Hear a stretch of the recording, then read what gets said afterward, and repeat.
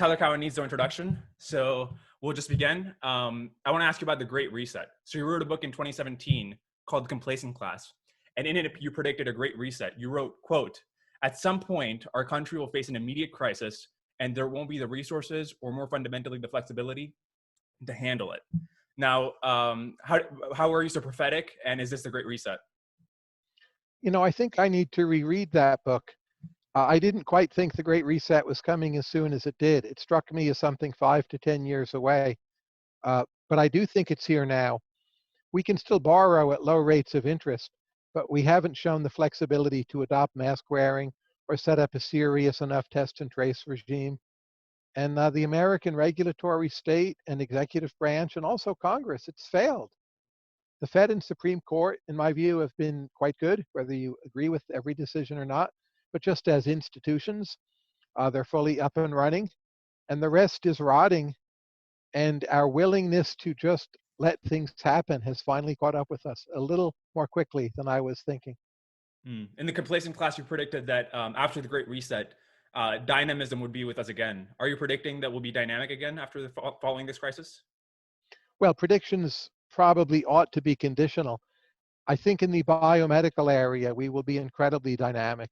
There's been so much research activity into coronavirus and associated problems, which involve virology, immunology, I mean, even the common cold, how to fight the next pandemic, how to do vaccines. I think this will go down in history as a phenomenal blast of innovation in a very important area. And the tech sector is still innovative, but has been for quite some time. Other sectors I'm not sure about. I'm heartened by seeing Tesla stock so high. I guess I ought to side with the market there, though I don't quite see why it should be worth more than like General Motors, Ford, and a few other auto companies put together. But again, I'll defer to the market. So I think that the chance of that burst of dynamism has never looked better. But of course, we're still capable of blowing it, right? Mm-hmm. And other than how quickly it happened, what surprised you the most about how the Great Reset has occurred?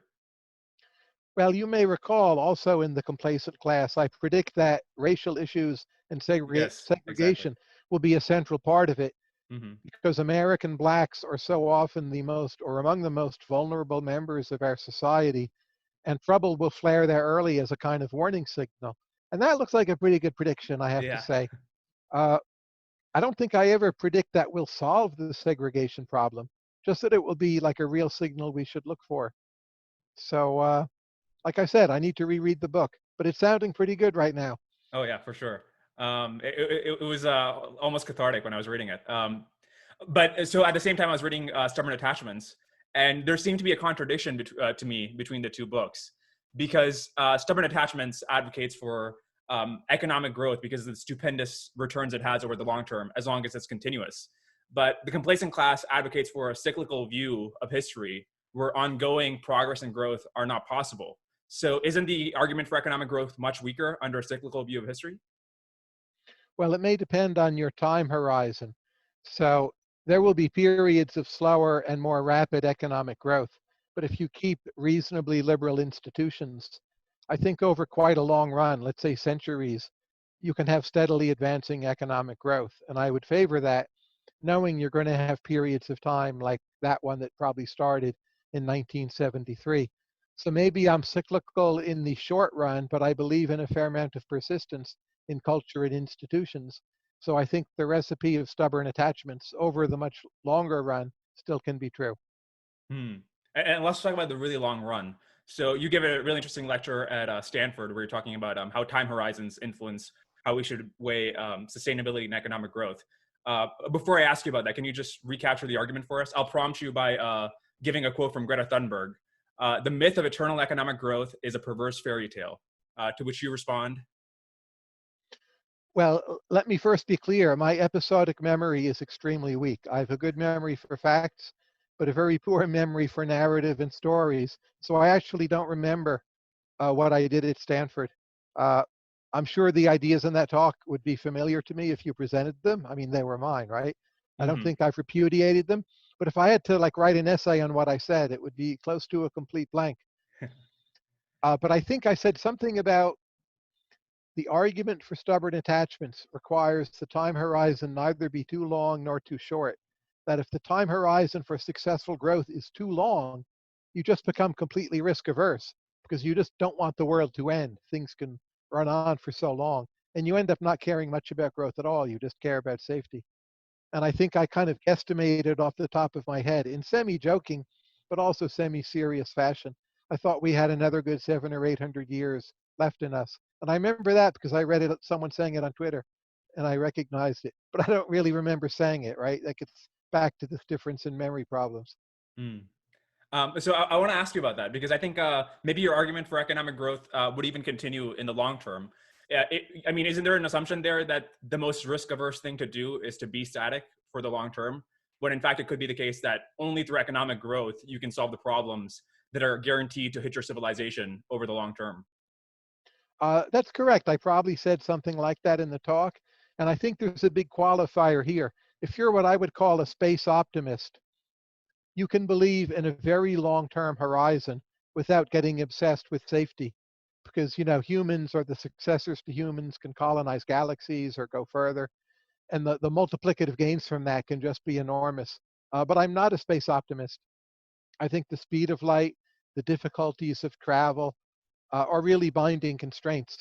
And maybe there'll be vacations on the moon or something, but basically what we have to work with is Earth. But again, if you are a space optimist, you can escape a lot of that risk aversion and obsession with safety and replace it by an obsession with settling galaxies.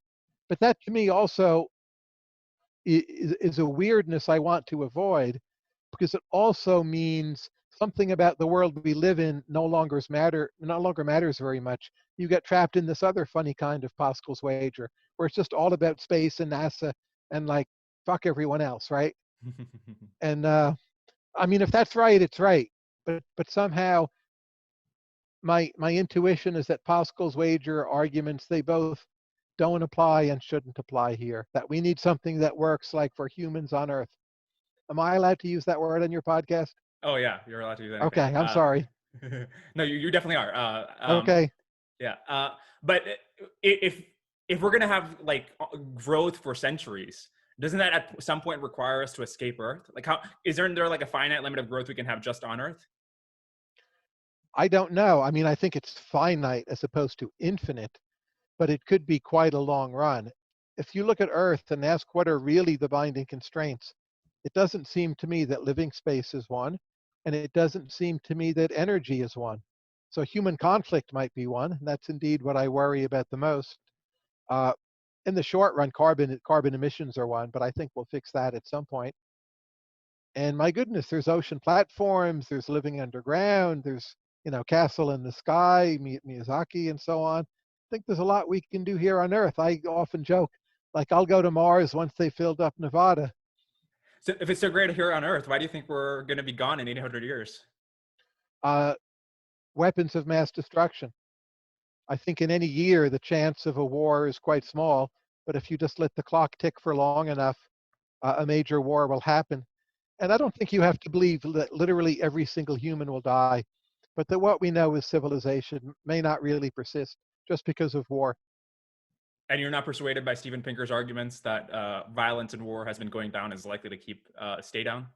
As I read his data, it's at least as equally compatible with a ratchet hypothesis that major wars, each one is worse than the last. So they do come less frequently, right? World War II was a while ago, but World War III is going to be quite a doozy.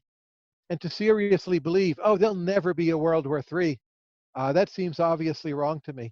I just think it's probably not soon, but Do you it's going to see? happen. What about when a nuclear weapon costs $50,000, right? How's that going to be? Well, I asked Pinker this in my podcast with him, and he didn't yeah, say fuck, I heard but it. he didn't have a decent answer either. He sort of collapsed. He said, oh, like, I'm not doing a predictive thing here. Like, of course you are, Stephen. Come on, you've conceded. Yeah, there would be no point to the book if it wasn't predictive. That's Um, right. So he collapsed on that. And the fact that he couldn't answer the question made me revise in Bayesian terms to think I'm more right. okay, how about this argument, which I heard from David Deutsch, who Pinker is heavily influenced by, I think. And the argument is that the people in free and open societies will innovate faster than the ones in closed societies. So the enemies of civilization are at a disadvantage when it comes to innovation. And so we'll figure out ways to innovate and to uh, stop their possibility of killing us all faster than they'll figure out how to kill us all.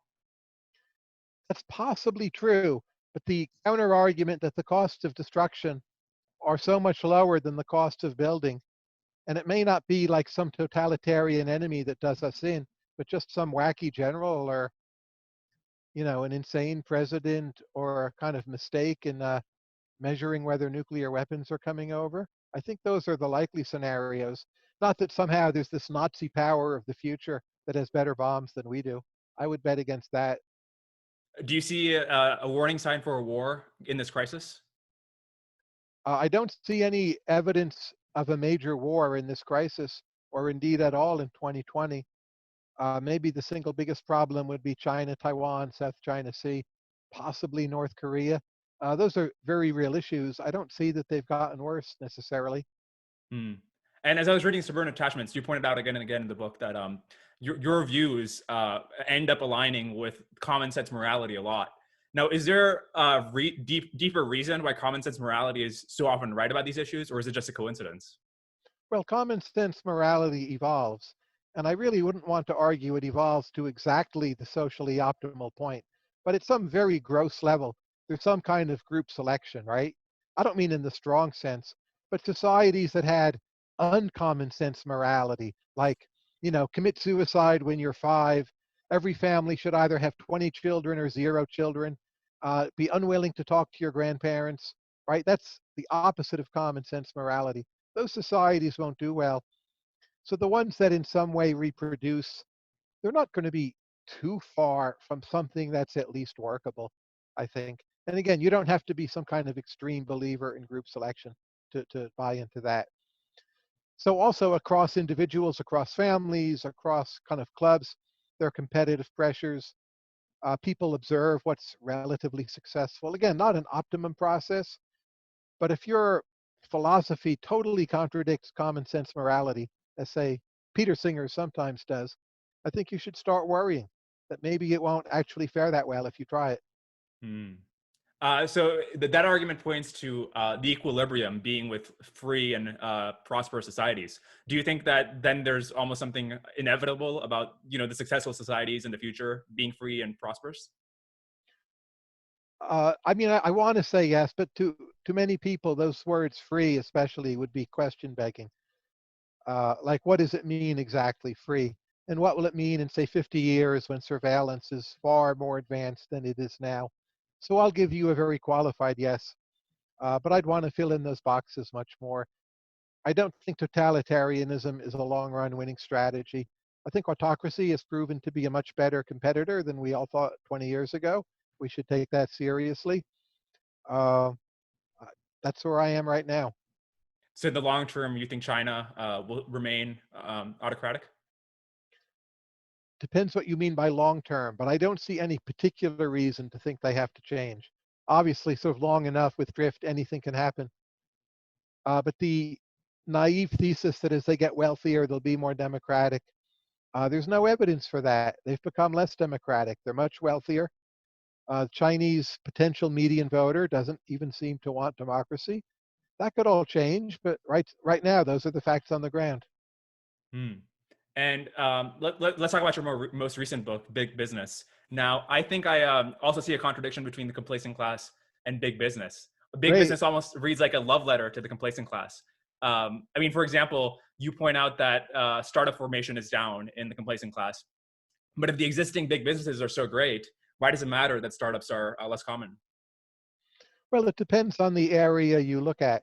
So if you look at the decline in startups, it's actually remarkably concentrated in retail. And I don't think I knew that when I wrote The Complacent Class.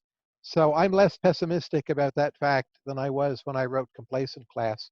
So there were fewer kind of mom and pop department stores trying to sell clothing to compete against Nordstrom. I mean, that may or may not be a bad thing, but it's hardly a worrying development. So I think the startups that will carry dynamism, again, COVID aside, that's obviously damaging startups. Uh, it's not clear to me they're doing worse than they were doing 10 years ago. And I would just say this, if you want to look at who are the innovators right now who are fighting against complacency, uh, it is big business to a considerable extent. And we should appreciate big business for that. And yes, also want it to be more dynamic. But big business has far higher productivity than small to medium-sized enterprise. So the productivity problem in America is definitely not with big business. So I'll still write them a love letter, but bitch about the bigger picture. Ah, interesting. Um, but is there then something complacent about the fact that big business is especially efficient and productive, and that newer firms aren't as productive or smaller firms aren't as productive? Well, it depends on the degree of contestability. So I think big businesses today face a lot of contestability and don't just have perpetual locks over their markets. We'll see how well that prediction pans out. But also our big businesses are extremely innovative. If you take, Alphabet/Google, it's incredible how many different ideas and products they've come up with, and that's big business. Look at Amazon. They were this weird, crummy website selling books.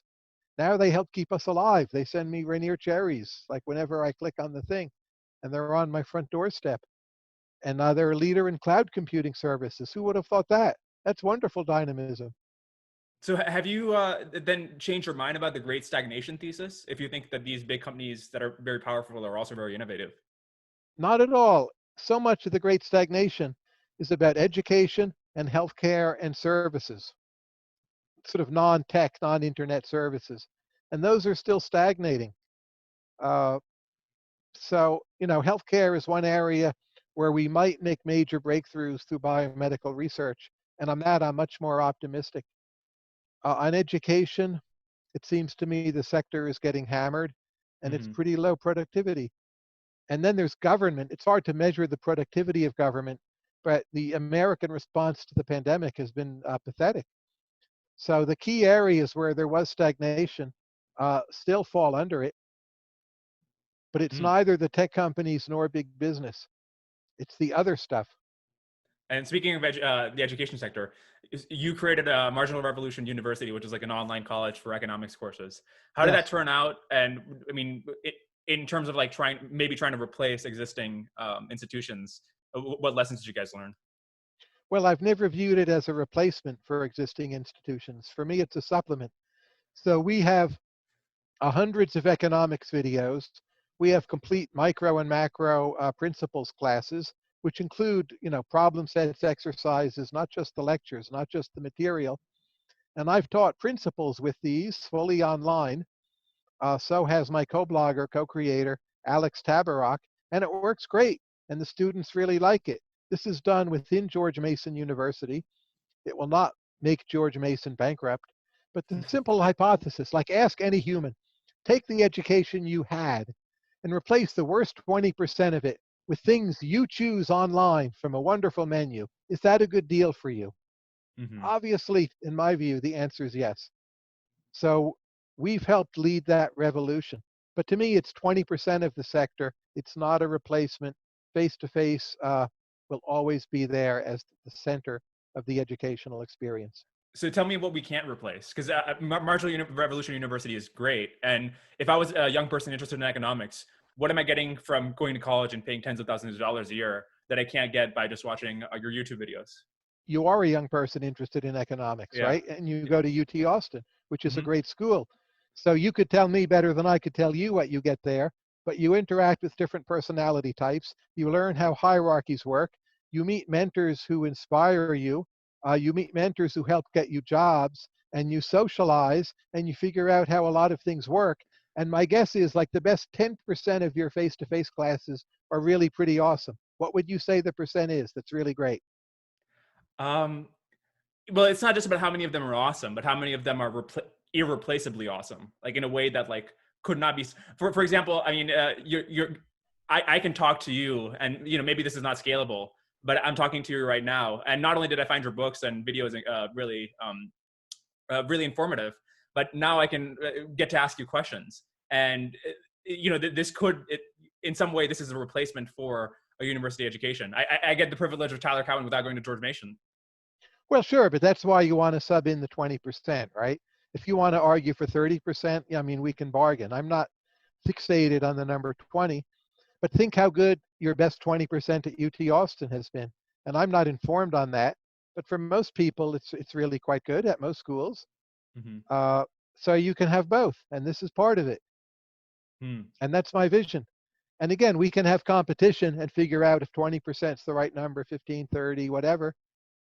But the people who think it's somehow all Khan Academy, or I don't know, I've never seen real world institutions work that way for extended periods of time.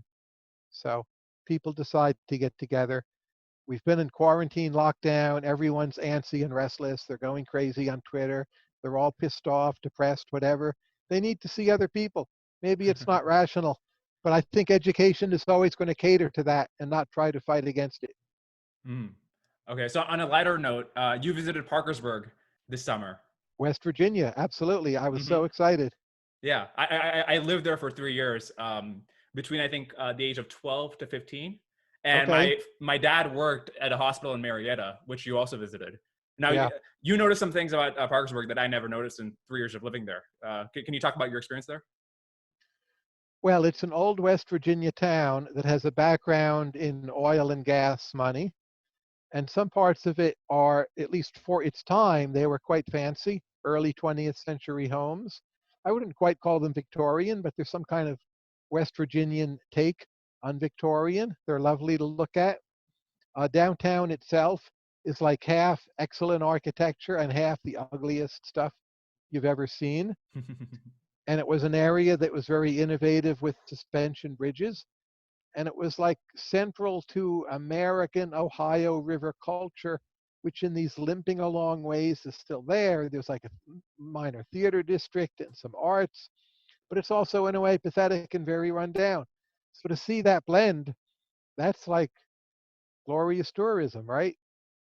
It's not What that far from where I live. So I thought my daughter and I, we drove there. And what happened? Why did the aesthetics get so much worse? Because I mean, I didn't even think about this before I read your column about this, but I don't know if you got to see Parkersburg High School while you were in Parkersburg. Uh, Probably not. No. but Is it good or bad? it looks like a castle. I mean, it's really interesting architecture, and Yeah. I just didn't think about like how great the architecture was, and I didn't notice how bad the other architecture was around it. What happened to the aesthetics? Why did they decline? I don't know enough about the history to say, but you see something similar under extreme forms of communism, like Prague, incredible for centuries. And then those apartment blocks they put in are just awful. But we know why that was, right? Communism. Now you could say, well, there was economic decline in West Hmm. Virginia, Ohio River Valley. I mean, I'm pretty sure that's true, but it's still the case, like absolute wealth in Parkersburg is much higher today than when they built these wonderful homes in 1910, 1890, when they were built. Uh, why don't people give a damn? So there's some loss of cultural self-confidence, notion of centrality, kind of ethos, importance. Uh, I'm quite sure I don't understand it, but that's the direction my thoughts run in. Interesting.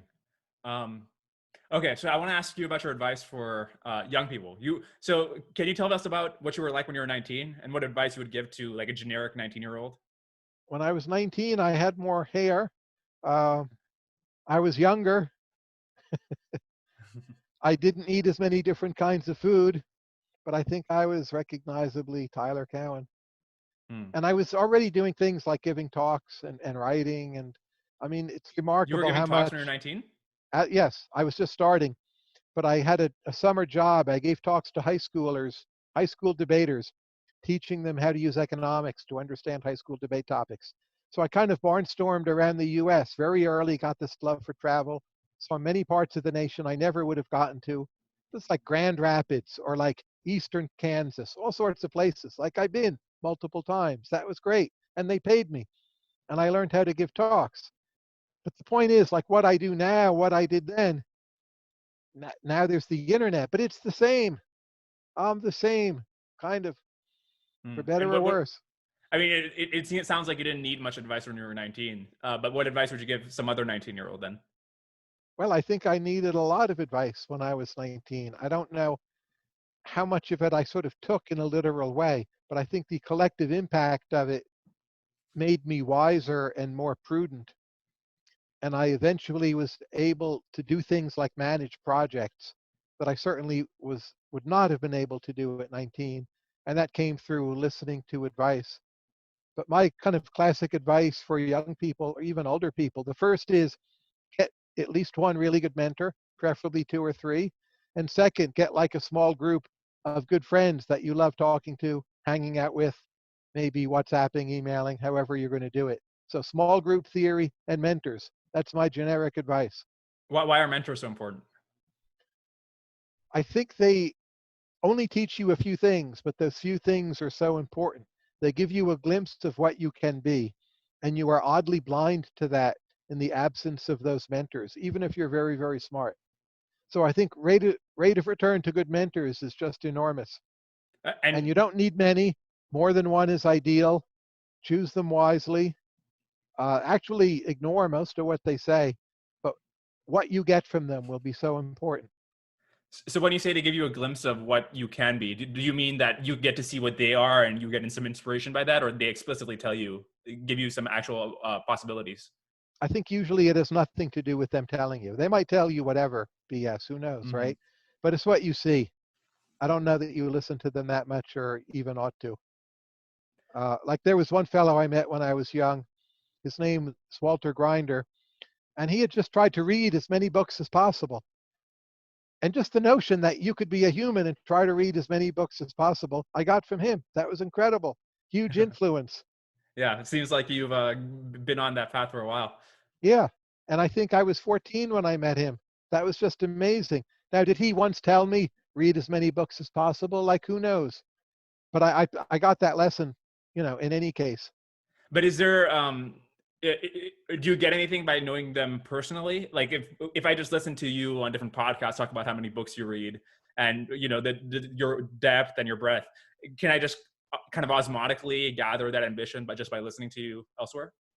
Well, maybe you should tell me. I mean, I think to some extent, but having flesh and blood mentors is still, I think, very important.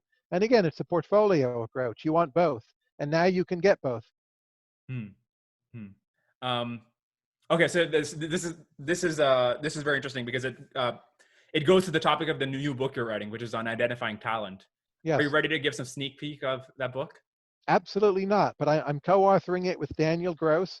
I'm to deliver a manuscript July 20th. No problem meeting that deadline. It's about 70,000 words. And it's, to me, all fascinating, is what Oh, I'll say. But I don't want to give away any of the content. And it won't come out on Marginal Revolution. When the book appears, it will be 98% fresh material, well, as I try for all of my books to be. I mean, that's fair. I'm curious, is there like a reasoning behind that? Well, I write a lot. I've blogged every day for 17 years. I write for Bloomberg. Uh, I try not to have overlap. So if people are buying my book, I don't want them to think, oh, I've read this guy's blog, whatever, I've heard this. Uh, It's like, why do that? So you owe it to your readers or people who hear your podcast that the different parts of what you're doing stand independently. but aren't you repeating the theme of your book when you go on a podcast and then discuss and promote it? You do because you have to. And I'll put some of the book on the blog when the book comes out, but that's marketing. Like, I'm not pretending it's some other thing you ought to buy. And people demand that you do it. But like my Bloomberg columns, they won't just be from the book. They Hmm. won't just be from the blog. The blog will still mostly be fresh posts, not just excerpts from the book. Uh, Okay. so you try as much as possible. But Yeah, when I'm you very market excited. your book, you can't just like talk about chess or something, right? You might actually want to. In fact, I do, but they won't let you. I'm very excited to read it.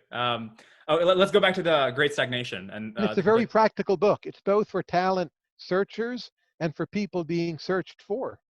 and is it maybe you don't want to answer this question, but is it going to tell the people who want to be searched for how to signal their talent or how to develop it?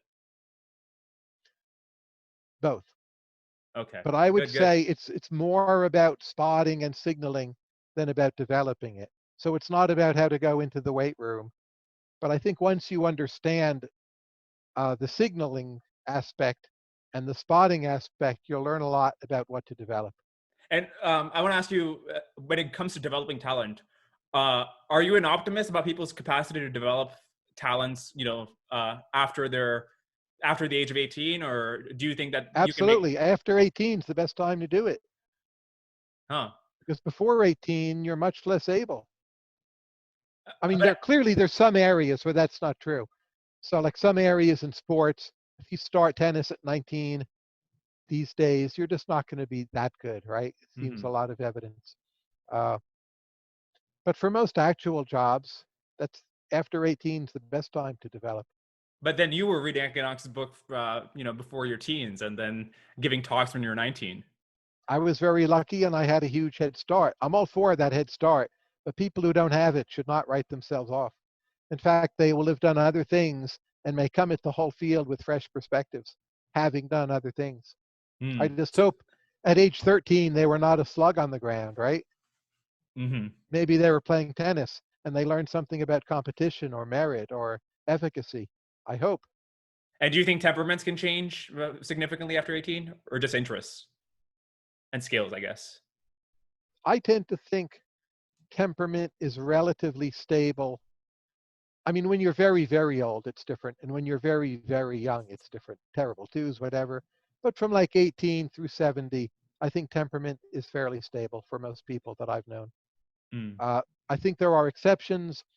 There can even be what are sometimes called mental illnesses, not a word I like, but just as a catch-all, where people's temperament changes a lot in short periods of time. I would fully grant that. But for sort of normal range of variation, I don't think people change that much from 18 to 70, Hmm. Okay, so going back to, especially men. Women are more likely to change. why do you think that is? They have a more formative experience with childbearing for many, not all women.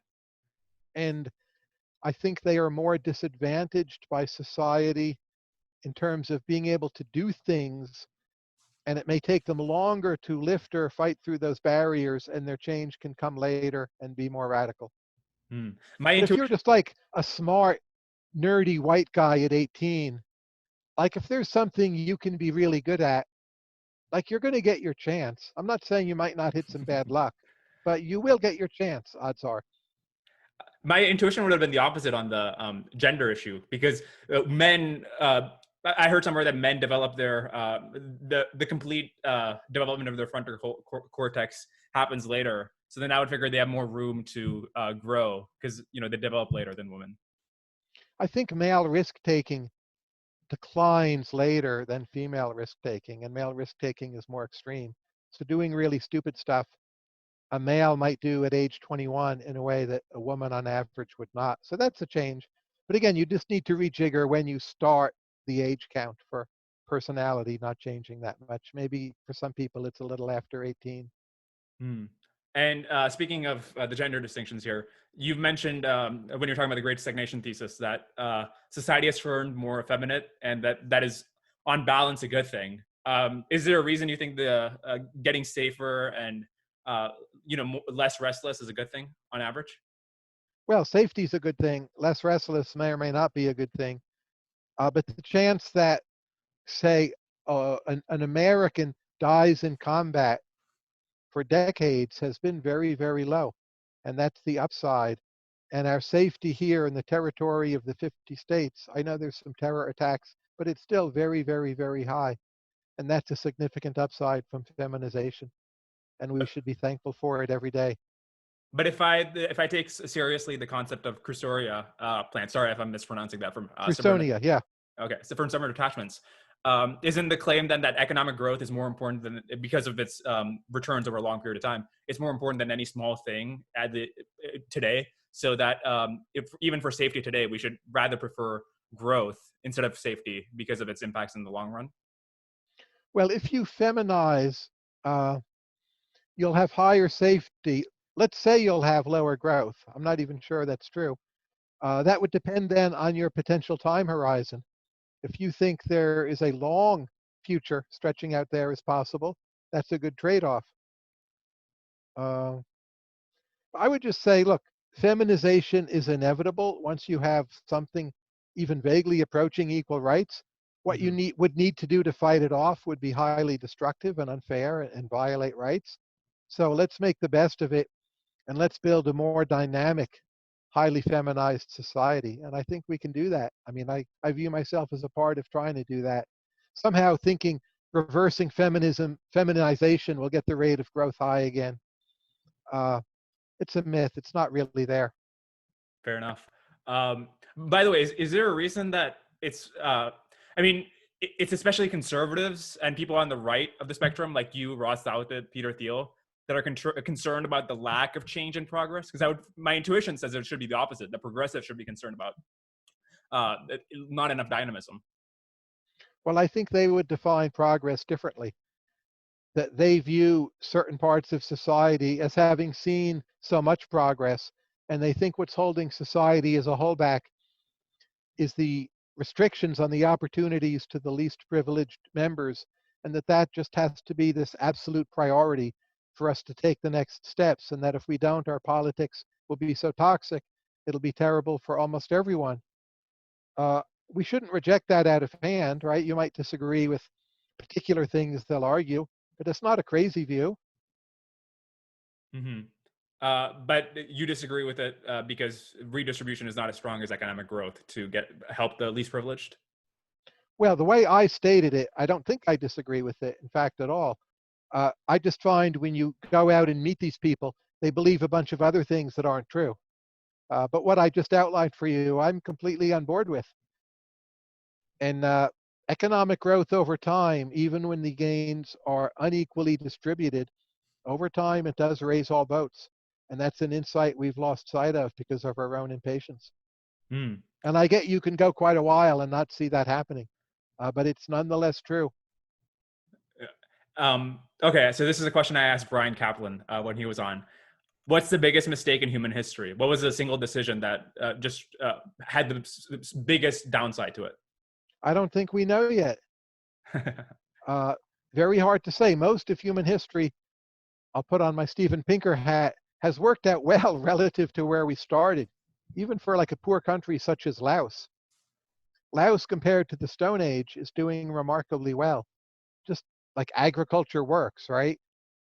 Public health measures have gone up in almost every country over the last 20 years. A lot of great things happened. So it's very hard to isolate this one big mistake. Even something like World War II, which is one of the worst events in human history, possibly the worst. The right side did win, and the right side did get nuclear weapons first. So to want to rerun world history, I mean, I would do it, but don't be so sure you're going to always like what you see. Brian Kaplan proposed World War One. Would you be tempted to agree? I don't think there's a better answer. But look, say World War One had been circumvented, which could have happened, right? There were a lot of Hmm. contingencies behind World War One. And then, say, by the time you get to 1942, some very large, aggressive, but non-Nazified Germany develops atomic weapons first. I don't know what that's going to work out. Uh, is the world as a whole going to be better than what we have? I'm just reluctant to make the comparison. So I don't know is the answer. Hmm. I don't think we understand historical contingency very well. And this goes back to your argument against Pinker, which is that it would have just built up potential energy that could be released in a stronger way. Correct. Whereas as it's gone now, we've had, well, depends what you count, but really 70 plus years of mostly peace in many, many parts of the world. And that was hardly to have been expected. And do you think a nuke's going to go off in my lifetime? Uh, a non-tested nuke, yes, absolutely. A Oh, nuke used to kill people, yes. enough to like significantly pose an existential threat, or just like a few? Just a few. And it could be an accident. It could be like trade a city for a city. Most likely a terror attack. I would say the chance is over 70% that a nuke goes off in your lifetime. Oh gosh, I'll try to be in the wrong city then. But the chance of a nuclear war, in the sense of like that old movie book, like On the Beach, and there's just a few people left somewhere on like Stewart Island of New Zealand, and they're wandering around trying to get a radio to work or something, I think chance of that is pretty low for quite a while. I don't understand how mutually assured destruction works in the sense that, like, isn't the guarantee that, like, if you nuke us, we'll destroy you? But if your country's already destroyed, I mean, isn't it almost psychopathic to, like, then go ahead and destroy another half of the world? You know, Thomas Schelling was my doctoral advisor, and he was the person who first, in a serious way, pondered these possibilities in print in an academic manner. I think we don't know what any of these leaders would do if they saw the missiles coming. Uh, I think the evidence we have indicates they would retaliate, but I'm genuinely not sure. Hmm. Okay, going back to how, your advice for young people, or at least how you were molded. Did you learn more between, like, let's say the ages of 15 to 25 than you have in the last 10 years? Oh, of course, but that's just diminishing marginal something or other. I mean, 15, I didn't even know how to drive, right? I'd never been to any other country. I had left New Jersey to visit New York City and Philadelphia. That was it. But if I take seriously the idea that knowledge compounds, then shouldn't I expect people to, by a large margin, learn more the older they are and the more they already know? Well, there's an asymptote, and then there's a period of very high increasing returns. I think I started high returns at around age 14, and up through kind of my late 20s, my learning returns were just very, very high per year. And they, since that time, they've been somewhat lower, but I Hmm. think still pretty high, but not as high as they had been. And if you were exposed to, like, left-wing economics when you were a teenager instead of Austrian stuff, would you today? Is there a high likelihood you would be more to the left, I or would you was have converged on exposed the to same stuff? left-wing economics when I was 13, 14. It was most of what was out there. I read Keynes, Galbraith, Lekachman quite early, Robert Heilbrunner, Walter Heller when I was like 14, Karl Marx, probably I was 15. So here I am. Fair enough. And what field do you wish you'd learned more about when you were younger? You know, if I could type really well on a smartphone, I would feel better about things. And you always want more math and stats. Uh, you know, I tried programming in high school when it was basic and Fortran, and then to me it was very boring. And I have no regrets to not taking that path, but I just don't know much about it. And maybe that is some kind of huge gap. Hmm. Let's close on a pessimistic note. What contingency are you most worried about following this crisis? You mean coming out of the crisis? Hmm. Well, first of all, I'm not convinced when the crisis will end. There's a chance it drags on for years. I think the chance of a vaccine in early 2021 is quite high, but how good a vaccine it will be is not certain. There's even a chance it harms some people and lowers the credibility of vaccines. So if this were to run on for two years or more, just the psychological scarring, the unemployment, the collapse of international cooperation, ongoing collapse of migration and immigration, uh, I worry about all those things, and I think those quite possibly are plausible outcomes. They're not like, you know, tail scenarios. They're happening right now. Okay, let's And not close on that. people think somehow like Trump not being president will undo it, and I think that's wrong. So let's close on the optimistic scenario then. What's the best Maybe case? that was the optimistic scenario. Really? Why Well, is the I'm joking. okay? The real pessimistic scenario is a war starts and you have a war and Yeah. pandemic together, which historically has not been that uncommon, right? May not Hmm. be causal, but that's like, you know, a doozy. The optimistic scenario is, well, the death rate in the US is already about a quarter to a fifth of what it was just a few months ago. And that's great. It's better than almost anyone had predicted. And when I was doing podcasts in April, I talked of, you know, by the time we get to August, I think the death rate will be a third of what it is, and no one is seeing that. And it turns out it's like a quarter or a fifth to what it was, which is really good. So think of that process continuing. We have more remedies, not just a vaccine, and then kind of a 40% or 60% quality vaccine by early 2021, and then a V-shaped recovery by March. And then we open up borders again and the world resumes. That's also quite plausible. And is it possible that we'll see an increase in productivity growth, economic growth, higher than it would have been otherwise? Well, I don't think in the short run. I think when you have an extreme recovery from a weird event, for one thing, productivity measures don't mean anything, like a lot of other economic statistics. Like how much of the output gains people working more versus working smarter. I don't think we'll ever know. But I think it is not just plausible, but likely to believe that biomedicine 5 to 10 years from now will be really much, much better because we had this pandemic. Doesn't mean it was worth it, but I think that's extremely likely. And that's the silver lining in the cloud. And it's not a guarantee, but it's like well over 50% probability, in my opinion. And we'll Awesome. be better prepared for the next pandemic when it comes, which it will. And that will be a huge gain.